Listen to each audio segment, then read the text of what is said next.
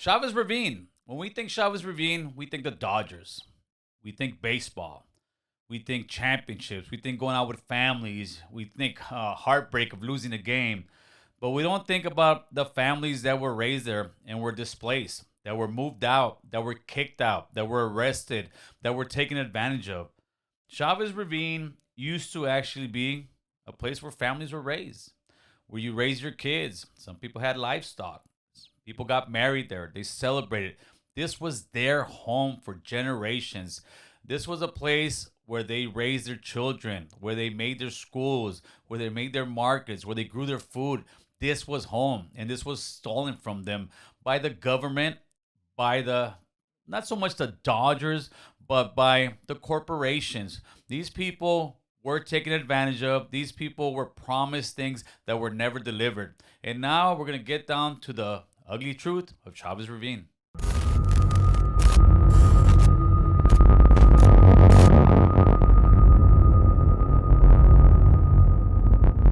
What's going on, people? So, I'm going to try to break down the situation with the Dodgers.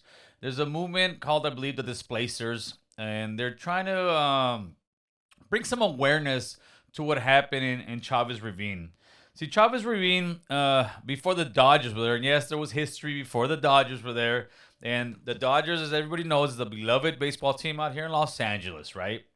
It used to be called Palo Verde, La Loma, and Bishop. This is where many Mexican American families called their home. But what changed in 1949 was the Federal Housing Act that asked for 10,000 new low-income housings that were approved to be built in Los Angeles. And Mayor Norris Poulsen chose Palo Verde, La Loma, Bishop, often referred to the government officials as Chavez Ravine, as the site of the new houses. What they proposed was they were going to build apartment building, housing for low-income people. But most of the people in Chavez Ravine didn't want to leave. They considered that their home, their way of life. It was like their own community. Some had livestock. It was something that they had made. They were kind of excluded from the rest of Los Angeles that were up there. But the problem was that many people considered Ravine slums. They thought it was something that was from the past, even back then, and they wanted to revitalize it, right? So they came up with a proposal of making all these new units, and they pretty much promised everybody who was there that whoever had to leave or sold, they could come back and live there in the new housing. The Mexican American citizens living in the town were promised first selection of the new houses, so they initially agreed to see their beloved village raised from the ground. Many of the people there did not trust the government, so they refused to leave. In 1953, the Elysian Park project fell apart when the new mayor, Norris Poulsen, opposed the public housing project. He said he didn't want public housing there, although people had already sold their homes and believed they were going to get first dibs at buying new property. And then when the major leagues came in there and said they wanted the property, LA actually bought the property back from the feds because the feds had took it over to make the housing. But then in 1958, voters in Los Angeles approved the referendum to trade 352 acres of the land, Chavez Ravine, to the owner of the Brooklyn Dodgers, Walter O'Malley. And that's where the Dodgers came to play.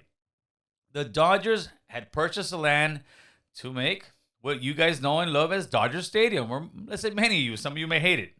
So the remaining people that were on the land were not just evicted, they were thrown out. They were pulled out by police officers, and as soon as they were pulled out, the houses they were living in, the apartments they were living in, were destroyed. Bulldozers were waiting right next to them. As soon as everybody was getting out, they arrested the people, they arrested the families, they bulldozed their apartments so they would not be able to come back. Some people still came back and camped out and tried to hold out as much as they can.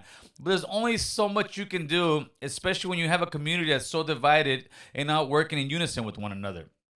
So now, fast forward to 2022. There is a movement called the Displacers. And all for obvious reasons, right? And what they're looking for is they're looking for a public apology from the Dodgers. They're looking for reparations from the Dodgers as well to pay for the people who lost that land and lost generational wealth, to be honest with you. And they also would like a historical monument erected on the three sites that were bulldozed. I myself don't believe that's too much to ask for. I think that the Dodgers owe it not just to the people, but to the community to put this ugly history to rest. It was something that in today's world would not be tolerated. It was a big, rich corporation coming in here, taking advantage of poor people who don't really have a voice. And that is the whole point of us coming together, voting, and letting people know about our history and situations.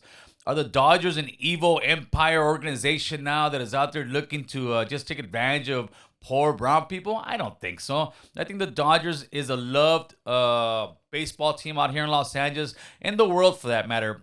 Man, there's millions and millions of fans around the world, but I think the Dodgers should do the right thing, should apologize, should erect these monuments, and make it right for the people who were kicked out, because the Dodgers as a whole, as a team, make billions of dollars a year, and the people who were kicked out of their homes were kicked out for pennies on the dollars.